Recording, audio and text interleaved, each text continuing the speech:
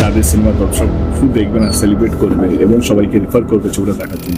আর এবারে ভাই দেব এবার নিজেই সাকিব খানের নতুন সিনেমা প্রিন্সের প্রমোশন করতে এসেছেন এবং তিনি বলেছেন যে আমি প্রিন্সের কয়েকটা ক্লিপ দেখেছি এবং তার সেখানে সাকিব খানের অভিনয় এবং সাকিব খানের লুক সত্যি অনবদ্য ছিল এবং তার অভিনয়টাও ছিল সেই লেভেলের। এবং সাকিব খান বাংলাদেশের হয়ে যে ধরনের মুভি উপহার দিচ্ছেন দিনকে দিন তার জনপ্রিয়তা দেশ বিদেশ ছড়িয়ে পড়তেছে, সেটা সত্যি গৌরবের এবং আমার কাছে ভালোই লাগে।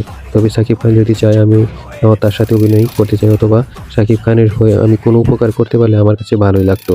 দেখা যাক, সাকিব খানের জন্য সবসময় শুভকামনা রইল। বাংলাদেশের সে একজন স্বনামধন্য এবং সুবিখ্যাত একজন অভিনয় এবং সে ভালো করুক, এটাই আমি সবসময় চাই। সেও আমাদের দেশেও অনেক মুভি করেছে এবং সে খুব ভালো চলেছে।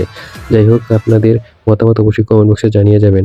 সাকিব খান এবং দেব তাদের বন্ধুত্বপূর্ণ সম্পর্ক এবং তাদের এই সম্পর্ক অটুট থাকুক, এটাও আমাদের চাওয়া। এবং সাকিব খান এবং দেব একসাথে মুভি করুক, এটাও আমাদের চাওয়া। অবশ্যই আপনাদের কমেন্ট বক্সে জানিয়ে যাবেন মতামত। ভালো থাকবেন, আশা করি।